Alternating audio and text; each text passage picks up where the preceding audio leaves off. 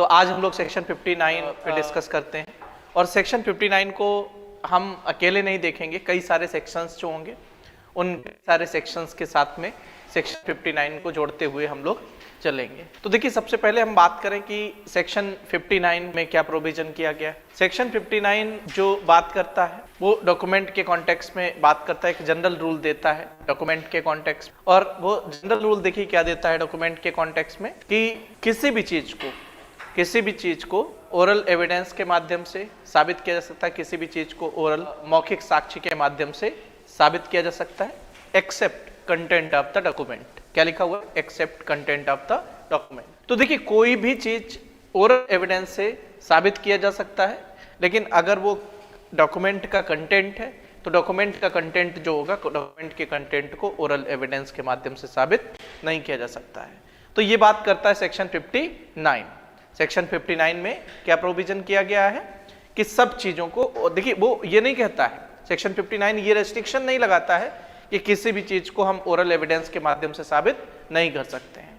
किसी भी चीज को हम ओरल एविडेंस के माध्यम से साबित कर सकते हैं, लेकिन अगर किसी भी चीज को पार्टीज ने लिख लिया है, तो अगर किसी भी चीज को पार्टीज के द्वारा लिख लिया गया है तो उसको ओरल एविडेंस के माध्यम से साबित नहीं किया जाएगा। ये बात करता है सेक्शन 59। तो देखिए जब हम यहाँ पे बात करते हैं कि किसी भी चीज को अगर लिख लिया गया है तो उसको ओरल एविडेंस के माध्यम से साबित नहीं किया जाएगा। ठीक है, उसको कैसे साबित नहीं किया जाएगा? ओरल एविडेंस के माध्यम से साबित नहीं किया जाएगा। ये बात करता है सेक्शन 59। अब देखिए जब हम सेक्शन 59 पढ़ेंगे तो सेक्शन 59 के साथ में कुछ प्रोविजंस जो हैं उन प्रोविजंस को भी हमें पढ़ना पड़ेगा।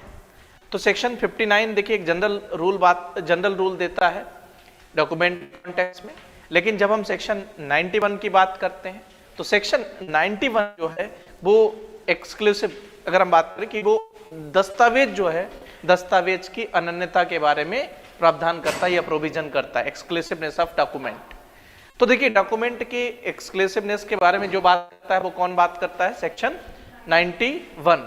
और सेक्शन 91 जो है, सेक्शन 91 को ही ये कहा जाता है कि सिविल मामलों की रीढ़ की हड्डी है। इसे क्या कहा जाता है? कि बैकबोन ऑफ सिविल मैटर्स। तो बैकबोन ऑफ सिविल मैटर्स जो है वो सेक्शन 91 को कहा जाता है। जब हम सेक्शन 91 की बात करते हैं तो सेक्शन 91 को हम दो पार्ट्स में डिवाइड कर देंगे। एक देखिए क्या बात की गई है कि एक तरफ देखिए क्या बात की गई है कि कॉन्ट्रैक्ट, एनी कॉन्ट्रैक्ट, या अगर हम बात करें कि दूसरा क्या बताया गया है कि कोई कॉन्ट्रैक्ट वगैरह होगा या कोई ग्रांट, कोई कॉन्ट्रैक्ट है या कोई ग्रांट है या कोई अदर डिस्पोजिशन ऑफ प्रॉपर्टी, या कोई अदर डिस्पोजिशन ऑफ प्रॉपर्टी अगर है। और उसको देखिए क्या कर लिया गया कि अगर डिस्पोजिशन ऑफ प्रॉपर्टी है, अब उसे अगर क्या कर लिया गया है कि राइटिंग में रिड्यूस्ड कर लिया गया है। अगर उसको क्या किया गया है कि राइटिंग में रिड्यूस कर लिया गया है तो उसका ओरल एविडेंस नहीं दिया जा सकता है। क्या मैंने बताया कि if any contract, disposition of property और any grant, if reduced in writing, no oral evidence shall be given.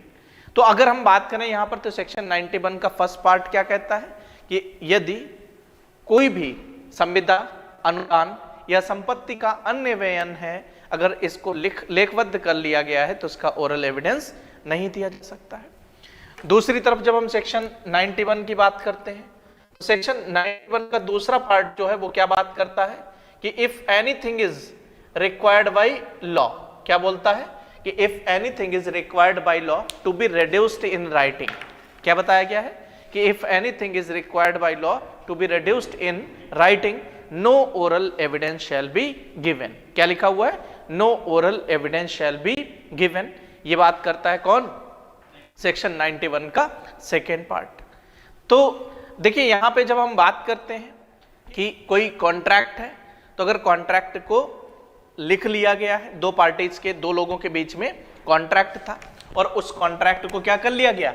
लिख लिया गया कि मान लीजिए ए और बी के बीच में कोई कॉन्ट्रैक्ट हुआ और उस कॉन्ट्रैक्ट को क्या कर लिया गया? डॉक्यूमेंट में तैयार कर लिया गया। तो सेक्शन 91 ये कहता है कि no oral evidence shall be given. अगर कॉन्ट्रैक्ट लिख लिया गया था तो जो कंटेंट ऑफ कॉन्ट्रैक्ट होगा या कंटेंट ऑफ डॉक्यूमेंट होगा या कॉन्ट्रैक्ट की जो कंडीशंस होंगी उन कंडीशंस को कैसे साबित करना पड़ेगा? राइटिंग में ही साबित करना पड़ेगा, उसको ओरल में साबित नहीं किया जाएगा। केवल और केवल ये रेस्ट्रिक्शन कहां तक है? उस डॉक्यूमेंट के कंटेंट तक है कि कंटेंट जो होगा, कंटेंट को हम कैसे साबित करेंगे? केवल और केवल राइटिंग के माध्यम से ही साबित करेंगे, उसको ओरल से साबित नहीं कर सकते हैं।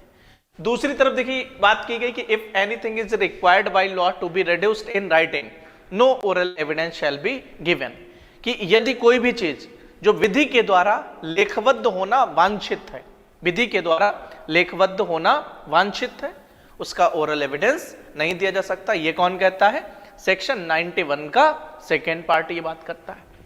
अब देखिए हम बात करते हैं required by law. Required by law, तो जब हम रिक्वायर्ड बाय लॉ की बात करते हैं तो लॉ का मतलब हम केवल इंडियन एविडेंस एक्ट की बात नहीं कर रहे हैं। हम किसकी बात नहीं कर रहे हैं? केवल इंडियन एविडेंस एक्ट की बात नहीं कर रहे हैं। हम सभी लॉ जो भी इंडिया में लॉ चल रहे हैं, सारे के सारे लॉ के बारे में हम बात कर रहे हैं कि सभी लॉ पर ये रिक्वायर्ड बाय लॉ वाली बात जो है वो अप्लाई होगी। तो देखिए लॉ में अगर हम बात करें तो लॉ शब्द में क्या आ जाएगा कि लॉ ऑफ कॉन्ट्रैक्ट भी आ जाएगा। क्या कॉन्ट्रैक्ट ये कहता है किसी भी पार्टी से कि आप जो भी एग्रीमेंट करोगे वो राइटिंग में होना चाहिए? क्या कॉन्ट्रैक्ट ऐसा कहता है? कॉन्ट्रैक्ट में अगर हम बात करें तो एग्रीमेंट राइटिंग में भी हो सकता है, एग्रीमेंट ओरल में भी हो सकता है। लेकिन कॉन्ट्रैक्ट एक्ट में कुछ ऐसे प्रोविजन कर रखे गए हैं जहां पर एग्रीमेंट कैसे होना चाहिए? राइटिंग में ही होना चाहिए और किसी भी तरीके से उस एग्रीमेंट को नहीं किया जा सकता है। हम इस बात को क्लियर करेंगे कि जहां जहां पर कॉन्ट्रैक्ट एक्ट में ये कह दिया गया है कि वो चीज कैसे होना चाहिए? राइटिंग में होना चाहिए। कैसे होना चाहिए? राइटिंग में होना चाहिए। तो जैसे एग्जाम्पल के तौर पर अगर हम कॉन्ट्रैक्ट एक्ट की बात करें तो एग्जाम्पल के तौर पर सेक्शन 25(1), सेक्शन 25(2), ठीक है, 3।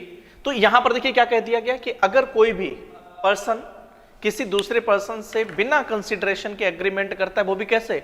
लव एंड अफेक्शन में। कैसे? लव एंड अफेक्शन में कोई एग्रीमेंट करता है, कैसे? Without consideration.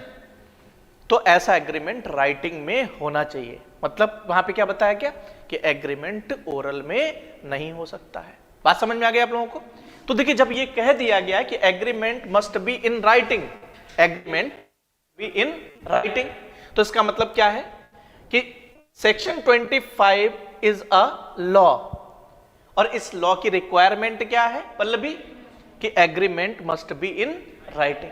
तो जब हम सेक्शन 25 का सेक्शन 91 का सेकेंड पार्ट पढ़ते हैं तो उसमें क्या लिख दिया गया है कि if anything is required by law to be reduced in writing. Sachin नहीं क्लियर हुआ आपको ये पॉइंट? मैं फिर से बता रहा हूं, ठीक है सचिन। लॉ ने क्या कह दिया है कि कहीं कहीं पे देखिए लॉ ये नहीं कहता आपसे कि आप हर एग्रीमेंट राइटिंग में करिए। लॉ आपसे क्या नहीं कहता है? आप हर एग्रीमेंट राइटिंग में करिए। जैसे एग्जांपल के तौर पर कि मान लीजिए आप अपना मोबाइल फोन जो था, मोबाइल फोन किसी पर्सन को बेचना चाहते हैं। आप क्या कर रहे हैं कि अपना मोबाइल फोन किसी पर्सन को बेचना चाहते हैं सचिन, तो ये आपकी मर्जी है कि मोबाइल, आप उसको मोबाइल दिया कि आप मेरा मोबाइल खरीदेंगे, उसने कहा कि हाँ हम आपका मोबाइल खरीदेंगे, आपने उसको मोबाइल दे दिया, उसने आपको पैसा दे दिया। ये आप और उनके बीच में एग्रीमेंट कैसा हुआ? ओरल में एग्रीमेंट हो गया। सचिन बात समझ में आ गई? लेकिन अगर हम बात करें कि उसने आपसे प्रस्ताव किया, प्रपोजल किया लिखित में कि हम आपका मोबाइल खरीदना चाहते हैं, आपने क्या किया कि लिखित में उस प्रपोजल को एक्सेप्ट कर लिया और आप दोनों के बीच में जो एग्रीमेंट हुआ वो एग्रीमेंट कैसे होगा? कैसे हुआ? राइटिंग में हुआ। तो अगर राइटिंग में एग्रीमेंट हो गया आपके लोगों के बीच में, क्या लॉ ने कहा था ये एग्रीमेंट आप राइटिंग में करिए, लेकिन हो गया राइटिंग में। अगर राइटिंग में ये एग्रीमेंट हो गया तो ये कहां पर आ जाएगा कि आप लोगों के 91 के किस पार्ट में आएगा? फर्स्ट पार्ट में आ जाएगा। बात समझ में आ गई? क्या हमने लिखा है सचिन यहां पर कि अगर दो लोगों के बीच में, हम ये नहीं कह रहे, अगर दो लोगों के बीच में कोई लिखित में कॉन्ट्रैक्ट हो जाता है तो कॉन्ट्रैक्ट की अंतर वस्तु को कैसे साबित किया जाएगा? लिखित में साबित किया जाएगा, उसको ओरल में साबित नहीं किया जा सकता है। लेकिन कुछ चीजें ऐसी भी हैं जहां पर कॉन्ट्रैक्ट एक्ट ने क्या कह दिया सचिन? क्या बोला कॉन्ट्रैक्ट एक्ट ने? कि ये चीज लिखित में ही होनी चाहिए, इसको ओरल में नहीं किया जाएगा। तो वो क्या हो गया कि वो लॉ के द्वारा वांछित हो गया, या लॉ ने क्या कहा कि ये चीज लिखित में। अगर लॉ ने ये कह दिया कि वो चीज लिखित में होनी चाहिए तो सचिन जैसे एग्जांपल के तौर पर कि ए और बी के बीच में कोई एग्रीमेंट हुआ जो नेचुरल लव एंड अफेक्शन में था। नेचुरल लव एंड अफेक्शन में कोई एग्रीमेंट हुआ किसके किसके बीच में, ए और बी के बीच में। लेकिन इस एग्रीमेंट को इन दोनों ने लिखा नहीं। किसने नहीं लिखा? ना ए ने लिखा ना बी ने लिखा। क्या इस एग्रीमेंट की कोई वैलिडिटी होगी? क्या इस एग्रीमेंट को ओरल में साबित किया जा सकता है? नहीं साबित किया जा सकता है। क्यों नहीं साबित किया जा सकता है? इस एग्रीमेंट को क्यों नहीं ओरल में साबित कर सकते हैं? क्योंकि लॉ ने क्या कहा था? लॉ ने यह कहा था कि यह एग्रीमेंट केवल और केवल लिखित में ही होना चाहिए, इसको ओरल में नहीं किया जाएगा। पॉइंट क्लियर हो गया आप लोगों को? ठीक है, तो इस वजह से अगर हम बात करें तो इसको ओरल में साबित नहीं किया जा सकता है। दूसरी चीज, एक एग्जाम्पल है ये, इसको हम जोड़ रहे हैं इसके साथ में। दूसरी चीज अगर हम बात करें, जैसे एग्जाम्पल के तौर पर अगर हम बात करें section 107 transfer of property act, section 107 transfer of property act, section 107 transfer of property act देखिए क्या कहता है कि अगर कोई भी प्रॉपर्टी लीज पर दी जा रही है, और वो लीज कैसे दिया जा रहा है? ईयर टू ईयर लीज दिया जा रहा है। कैसे दिया जा रहा है लीज? ईयर टू ईयर, कई सालों के लिए लीज पर अगर प्रॉपर्टी दी जा रही है, तो अगर कोई भी प्रॉपर्टी कई सालों तक लीज पर दी जा रही है, कोई प्रॉपर्टी कई सालों तक, हमने क्या बताया कि लीज पर अगर प्रॉपर्टी दी जा रही है, तो वहां पर क्या होगा कि सेक्शन 107 ये कहता है कि वो लीज जो होगा वो कैसे होगा? राइटिंग में होगा। कैसे होगा? राइटिंग में ही होगा वो लीज। वो कैसे नहीं हो सकता है? ओरल में नहीं हो सकता है। तो required by section 107 such lease must be in writing. अगर हम बात करें यहां पर क्या है कि सेक्शन 107 की वो रिक्वायरमेंट है। क्या रिक्वायरमेंट है? कि ऐसा लीज जो होना चाहिए, ऐसा लीज कैसे होना चाहिए? राइटिंग में ही होना चाहिए।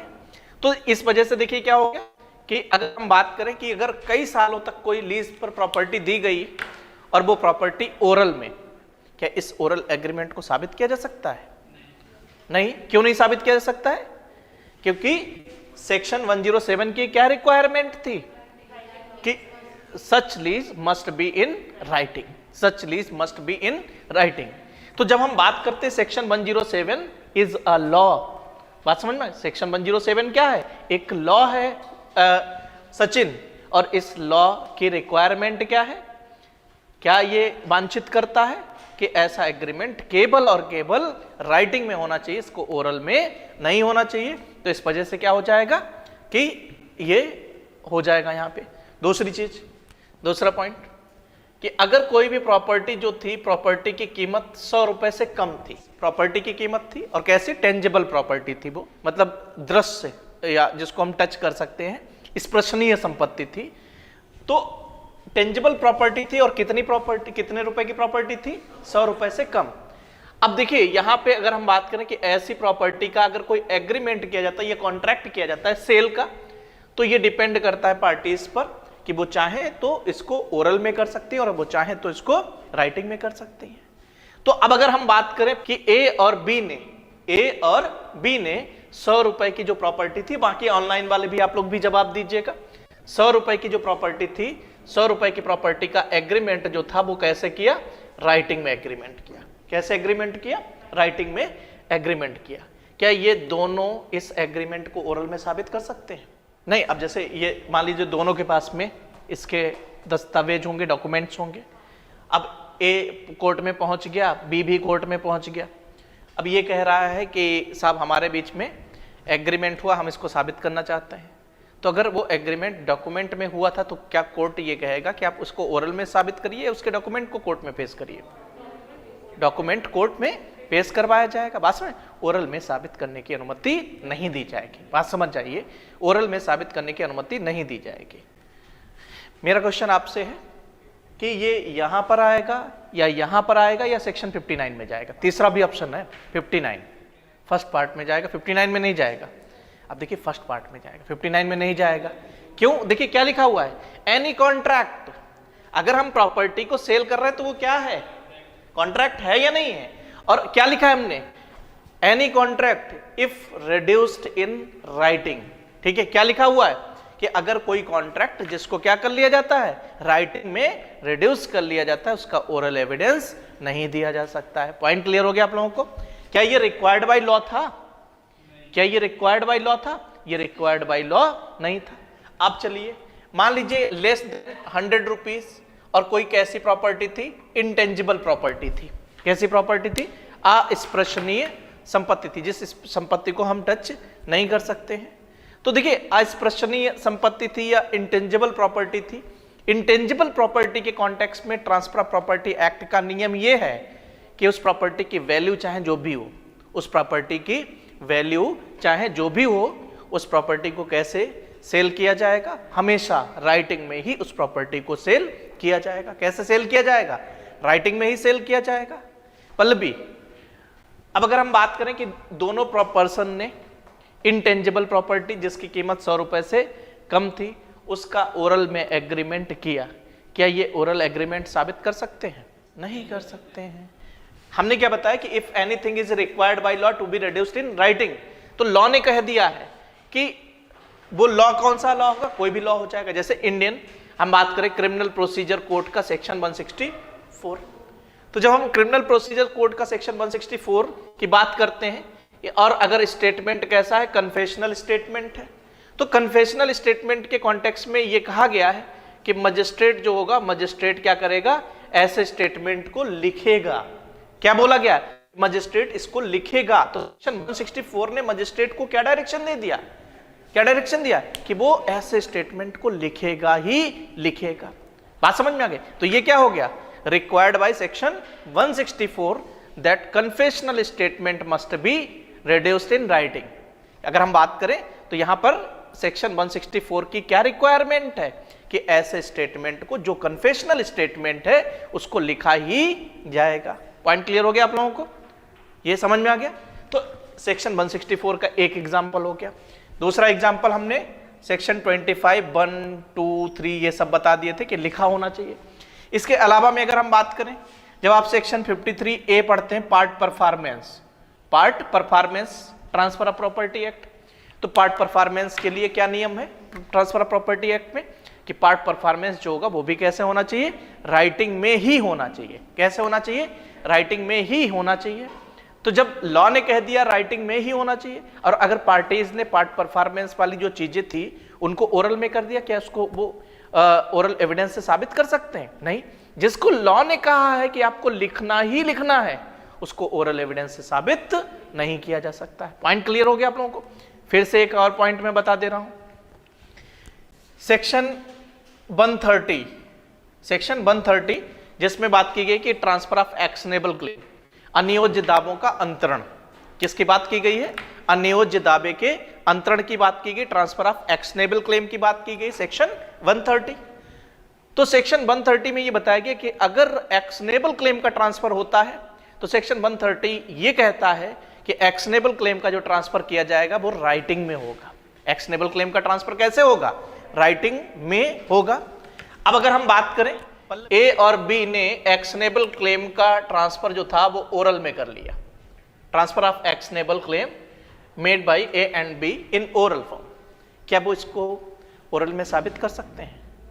क्यों नहीं साबित कर सकते? क्योंकि required by law such transaction must be in writing. कि रिक्वायर्ड बाय लॉ क्या था? कि ऐसा ट्रांजैक्शन राइटिंग में होना चाहिए था। मेरे ख्याल से अब क्लियर हो गया होगा आप लोगों को रिक्वायर्ड बाय लॉ वाली। एक और एग्जांपल मैं दे देता हूं।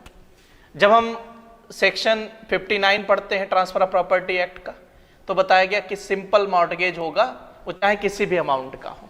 सिंपल मॉर्टगेज चाहे किसी भी अमाउंट का हो, वो हमेशा राइटिंग में ही होगा। कि अगर सिंपल मॉर्टगेज किया जा रहा है तो वो कैसे किया जाएगा? राइटिंग में ही किया जाएगा। अगर दो लोगों ने सिंपल मॉर्टगेज ओरल में कर लिया, क्या वो इसको साबित कर सकते हैं? इसको साबित नहीं किया जा सकता है। पॉइंट क्लियर हो गया आप लोगों को? ये समझ में आ गया? देखिए हमने पहला पॉइंट क्या बताया कि कोई कॉन्ट्रैक्ट अगर है। अब चलिए मान लीजिए ए बी के यहां पर एक मंथ बी जो है था, बी ए के यहां पर एक मंथ पे रहना चाहता है। ए और बी के बीच में रेंट का जो एग्रीमेंट हुआ वो ओरल एग्रीमेंट हुआ, और कितने समय तक रहने के लिए? एक मंथ। तो जब हम बात करते हैं कि जब एग्रीमेंट की बात करते हैं, लीज की बात करते हैं कि अगर कई सालों तक एग्रीमेंट किया जाता है रेंट का, तो अगर कई सालों तक या एक साल से ज्यादा के का अगर एग्रीमेंट किया जाता है तो वो कैसे होगा, राइटिंग में। लेकिन अगर 1 साल से कम किया जाता है तो वो कैसे होगा, ओरल में। अब इन्होंने एग्रीमेंट ओरल में होगा ये जरूरी नहीं है, तब चॉइस है ओरल या राइटिंग। लेकिन अगर 1 साल से ज्यादा तो कोई चॉइस नहीं है, केवल और केवल राइटिंग, क्योंकि रिक्वायर्ड बाय लॉ क्या होना चाहिए कि वो राइटिंग में ही होना चाहिए। तो अब यहां पर देखिए क्या हुआ कि ए और बी में एग्रीमेंट हुआ, इन्होंने ओरल में एग्रीमेंट कर लिया। क्या इस एग्रीमेंट से संबंधित कोई डिस्प्यूट होता है तो क्या ये ओरल में साबित कर सकते हैं, कर सकते हैं। लेकिन अगर हम बात करें कि इन्होंने राइटिंग में कर लिया, ये एग्रीमेंट कैसे कर लिया, राइटिंग में, क्या ये दोनों साबित कर सकते हैं ओरल में। और if such statement is reduced in writing no oral evidence shall be given. तो ये एक कॉन्ट्रैक्ट था और इस कॉन्ट्रैक्ट को दोनों पार्टीज ने क्या कर लिया है, राइटिंग में कर लिया, लेकिन ये रिक्वायर्ड बाय लॉ नहीं था। पॉइंट समझ में आ गया आप लोगों को, ये रिक्वायर्ड बाय लॉ नहीं था। आगे बढ़ते हैं, आगे देखिए हम बात करते हैं कि मान लीजिए कि अगर हम बात करें कि डाइंग डिक्लेरेशन कैसे होना चाहिए, ओरल में होना चाहिए, राइटिंग में होना चाहिए, या इशारे के माध्यम से होना चाहिए, कैसे होना चाहिए, किसी भी तरीके से हो सकता है। ठीक, मान लीजिए ए को बी ने अपना डाइंग डिक्लेरेशन दिया और ए ने उस डाइंग डिक्लेरेशन को लिख लिया। ए ने क्या किया, डाइंग डिक्लेरेशन को लिख लिया। क्या अब इस डाइंग डिक्लेरेशन को ओरल में साबित किया जा सकता है, नहीं किया जा सकता। क्या लागू हो जाएगा इस पे, सेक्शन 59 में चला जाएगा। क्लियर हुआ, कहां पे चला जाएगा, सेक्शन 59 में। तो अगर कोई डाइंग डिक्लेरेशन जो था, डाइंग डिक्लेरेशन को अगर राइटिंग में रिड्यूस कर लिया गया तो हमने देखिए यहां पे क्या बताया कि it is not required by law to be reduced in writing, कि ये रिक्वायर्ड बाय लॉ नहीं था कि इसको राइटिंग किया जाना चाहिए। और डाइंग डिक्लेरेशन की अगर हम बात करें तो डाइंग डिक्लेरेशन ना तो कॉन्ट्रैक्ट है, डाइंग डिक्लेरेशन ना तो डिस्पोजिशन ऑफ प्रॉपर्टी है, डाइंग डिक्लेरेशन ना तो कोई ग्रांट है। तो इस पर क्या हो जाएगा, सेक्शन 59 के रेस्ट्रिक्शंस लागू हो जाएंगे। क्यों सेक्शन 59 लागू हो रहा है, क्योंकि 91 के ना तो फर्स्ट पार्ट में आ रहा है और ना तो सेक्शन 91 के सेकेंड पार्ट में आ रहा। और सेक्शन 59 क्या कहता है कि all thing may be proved by oral evidence except content of the document। क्या लिखा हुआ है, except content of the document। तो अब अगर हम बात करें तो सेक्शन 59 जो है, सेक्शन 59 क्या है कि दस्तावेज के संबंध में या डॉक्यूमेंट के संबंध में एक जनरल रूल देता है। क्या करता है, जनरल रूल देता है। और उसमें क्या कह दिया गया है कि अगर कोई भी चीज जिसको राइटिंग में कर लिया गया है, जिसको राइटिंग में कर लिया गया उसको ओरल एविडेंस से साबित नहीं किया जाएगा। 91 कब लागू होगा, हमने क्या बताया कि ये एक एक्सक्लूसिव प्रोविजन है डॉक्यूमेंट के कॉन्टेक्स्ट में। 91 कब लागू होगा, 91 तब लागू होगा कि जब कोई कॉन्ट्रैक्ट है, ग्रांट है, डिस्पोजिशन ऑफ प्रॉपर्टी है, जिसको क्या कर लिया गया, राइटिंग में कर लिया गया, तो उसका क्या नहीं किया जा सकता है, ओरल एविडेंस से साबित नहीं किया जा सकता है। पॉइंट क्लियर हो गया आप लोगों को। चलिए अच्छा, एक पॉइंट और बता दीजिएगा मुझे। Section 123 transfer of property act. तो देखिए 123 में ये बताया गया गिफ्ट की बात की गई। काय की बात की गई, गिफ्ट। तो अगर कोई भी पर्सन कोई इमूवेबल प्रॉपर्टी का गिफ्ट करता है, उसका अमाउंट चाहे जो भी हो, इमूवेबल प्रॉपर्टी का अगर गिफ्ट करता है तो वो गिफ्ट कैसे होगा, राइटिंग में ही होगा। अब अगर हम बात करें कि दो लोगों ने गिफ्ट किया इमूवेबल प्रॉपर्टी, एक ने एक को गिफ्ट किया इमूवेबल प्रॉपर्टी का ओरल में, क्या इसको साबित किया जा सकता है, क्यों नहीं साबित किया जा सकता है, क्योंकि वो रिक्वायर्ड बाय लॉ था क्या कि उसको राइटिंग में होना चाहिए, राइटिंग में नहीं था तो इसलिए नहीं किया जा सकता है। क्लियर हो गया आप लोगों को ये पॉइंट, ठीक है। हाँ। यहां तक समझ में आ गया आप लोगों को, ठीक। अब देखिए जहां पर सेक्शन 91 लागू होगा, जहां पर सेक्शन 91 लागू होगा, तो सेक्शन 91 जहां लागू होगा वहीं पर सेक्शन 92 का भी एप्लीकेशन होगा।